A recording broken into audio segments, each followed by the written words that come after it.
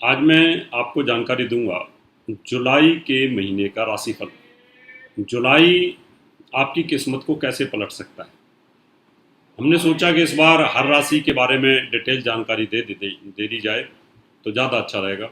आप लोगों की डिमांड रहती है कि राशि के बारे में पूरे महीने का राशिफल डिटेल दिया जाए, तो इस बार मैंने आपकी इस मांग को ध्यान में रखते हुए ये राशिफल लिया है। और आज मैं आपको जानकारी दूंगा मेष राशि की। और मैंने मेष राशि के थंबनेल में टाइटल में लिखा है कि मिलेगा अपार धन और दो ग्रह आपके लिए बड़े भाग्यशाली हैं। ऐसा मैंने एक टाइटल लिखा है और उसका उद्देश्य यही है कि मैंने कि कुछ तारीखें भी लिखी हैं कि इन तारीखों में अगर कोई काम करोगे आप तो आपको सफलता मिलेगी। तारीखें बताने का मतलब ये होता है कि वो शुभ मुहूर्त होते हैं, उस समय चंद्रमा की प्लेसमेंट कुछ अच्छी होती है, आपका कॉन्फिडेंस लेवल हाई होता है। तो हमारा काम है आपको सही दिशा में सही जानकारी देना। इसलिए आज मैं आपको बताऊंगा जुलाई का जो महीना है वो मेष राशि वालों के लिए कैसा रहने वाला है। आपको धन क्यों मिलेगा, आपके कौन से दो ग्रह ऐसे हैं जो प्रसन्न रखेंगे आपको, और वो कौन कौन सी तारीखें हैं जिनका आपको ध्यान रखना चाहिए, और वो कौन कौन सी अशुभ तारीखें हैं उनका भी आपको ध्यान रखना चाहिए, उसमें काम की शुरुआत ना करें। उसका यही एक कारण होता है कि जब चंद्रमा कन्फ्यूजिंग स्टेज पे होता है, चंद्रमा जब अमावस्या में होता है, चंद्रमा जब विष दोष में होता है, चंद्रमा राहु के साथ ग्रहण दोष में होता है, या चंद्रमा 6-8-12 में मूवमेंट करता है, तो उस समय हमारा मन विचलित रहता है और हम किसी काम की शुरुआत करते हैं तो वो काम हमारा सफल नहीं हो पाता। तो आज मैं आपको जानकारी दूंगा। आपसे निवेदन करूंगा मेरा यूट्यूब चैनल सब्सक्राइब करें, नोटिफिकेशन बेल को दबाएं, वीडियो को शेयर करें और लाइक भी करें। इससे हमारा मनोबल बढ़ता रहता है। चलिए शुरुआत करते हैं मेष राशि की क्या स्थिति रहती है। पहले तो मैं आपको बता दूं कि मेष राशि की ओवरऑल ग्रह क्या रहने वाले हैं। मेष राशि के अंदर आपके दूसरे भाव में शुक्र विराजमान रहेगा, पूरे महीने चलता रहेगा, मार्गी स्थिति में रहेगा और वर्गोत्तम भी रहेगा। तो आपको 9 जुलाई तक जबरदस्त पीरियड है। शुक्र आपका जो रहेगा वो धन भाव पे रहेगा, पत्नी स्थान का स्वामी भी रहेगा, तो इसलिए मैंने कहा कि अपार धन। और शुक्र स्वराशि में है, वर्गोत्तम भी रहने वाला है, तो आपको पैसा तो मिलेगा, रुका हुआ पैसा भी मिलेगा और आपका बैंक बैलेंस भी यहाँ पर बढ़ेगा। आपकी राशि का स्वामी मंगल पूरे महीने मंगलिक दोष बना के रहेगा, तो यहाँ पर थोड़े आपके स्वास्थ्य पर जरूर डिस्टर्बेंस रहेगी। और जब मंगलिक दोष बनता है तो मैरिज लाइफ में डिस्टर्बेंस रहती है। जब मंगल को शनि की तीसरी दृष्टि का बल प्राप्त हो, तीसरे भाव में बुध की गति रहने वाली है, बुध स्वराशि में रहेगा, सूर्य के साथ रहे।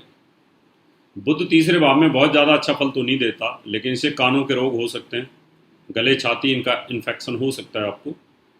तो जो अस्थमेटिक जो लोग हैं उनको ध्यान रखना पड़ेगा, जो कोरोना से पीड़ित उनको भी ध्यान रखना पड़ेगा।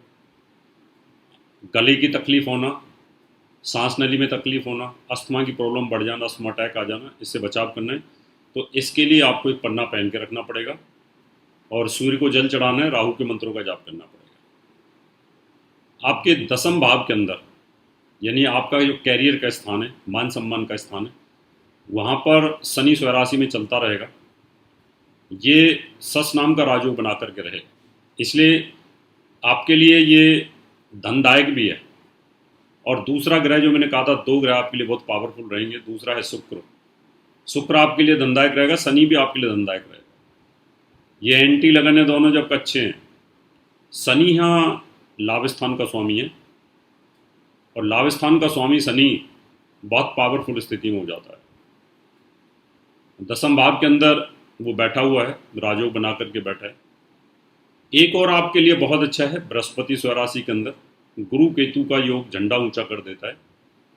तो ये कारकाक्ष नाम का योग है जो भाग्य वृद्धि कर देता है।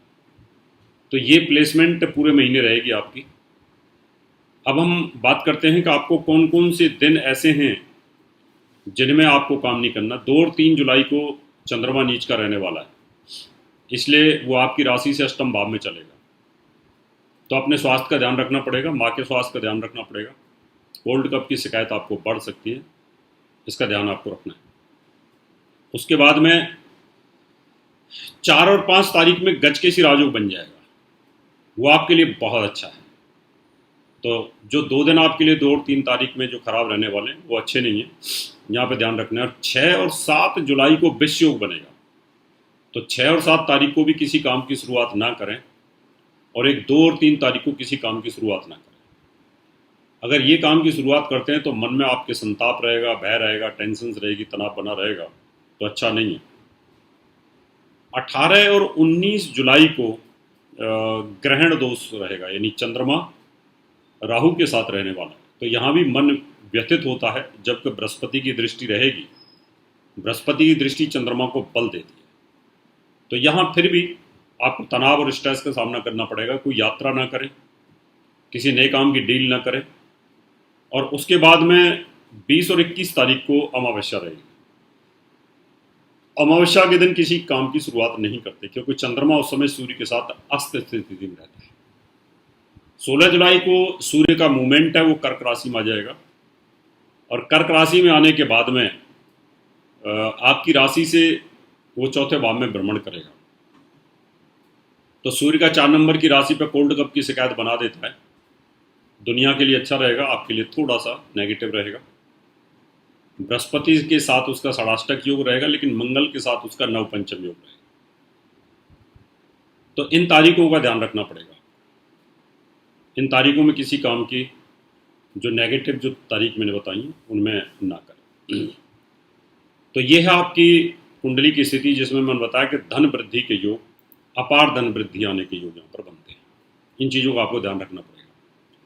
अब हम आपको ये बताएंगे कि उपाय क्या करना चाहिए, कौन सा ग्रह आपका ऐसा है जहां आपको खराबी हो सकती है।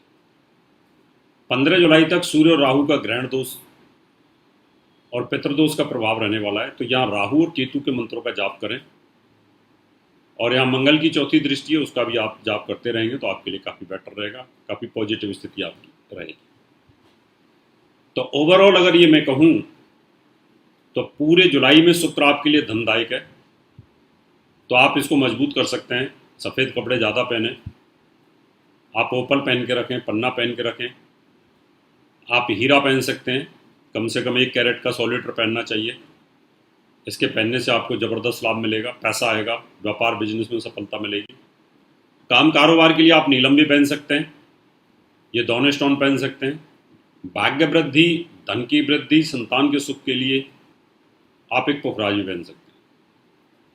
ये 3 नग आप हमेशा पहन सकते हैं। अब आप कहोगे कि शुक्र मार्केश है मेष राशि के अंदर या मेष लगन के अंदर। स्वराशि के अंदर कोई ग्रह मार्केश नहीं होता जब तक वो पाप प्रभाव में ना हो, और शुक्र के ऊपर कोई पाप प्रभाव नहीं है, यह आपके लिए धनदायक है। शनि भी स्वराशि के अंदर बैठा हुआ है, लाभ और कैरियर का स्वामी, ये भी बहुत अच्छा है, इसका कोई दुष्परिणाम आपके ऊपर नहीं है, इसलिए आप ये भी पहन सकते हैं। इनके पहनने से क्या होगा कि आपका काम कारोबार, आपके धन की स्थिति, आपके व्यापार की स्थिति। पुखराज मैंने इसलिए बोला है कि वो स्वराशि के अंदर है और भाग्यस्थान पर है, केतु के साथ है। अगर आपका बृहस्पति मजबूत होता है, आपका स्वास्थ्य मजबूत होगा, आपके गले छाती की तकलीफ ठीक होगी, आपके संतान का सुख ठीक होएगा, स्वयं पिता का सुख भी यहाँ पर ठीक होगा। तो पीले रंग का इस्तेमाल आप कर सकते हैं, सफ़ेद रंग का इस्तेमाल आप कर सकते हैं। आपको नीले कपड़ों का इस्तेमाल नहीं करना, और नीले कलर का इस्तेमाल आपको नहीं करना। नीली वस्तुओं का दान कर सकते हैं। शनिवार को आप व्रत कर सकते हैं, राहु के मंत्रों का जाप आप कर सकते हैं, और मंगलिक योग पूरे महीने चलेगा। तो पति पत्नी में कोई तनाव ना बने, स्वास्थ्य में दिक्कत ना आए, उसके लिए आप हनुमान जी की पूजा कर सकते हैं, मंगलवार का व्रत भी कर सकते हैं, तो उससे भी काफ़ी आपको इम्प्रूवमेंट आने वाला है। तो मित्रों, इन चीज़ों का आपको ध्यान रखना होगा। अपार धन मिलेगा। जो राशियाँ मैंने आपको बताई हैं, जो ग्रह बताए हैं जो आपके लिए शुभदायक हैं, उनको मजबूत करें।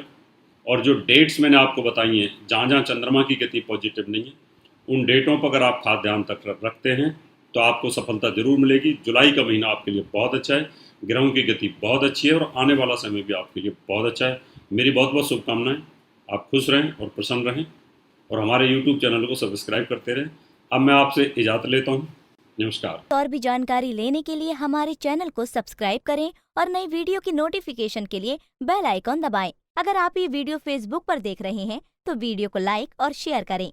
साथ ही अपनी राय कमेंट बॉक्स में जरूर बताएं। धन्यवाद।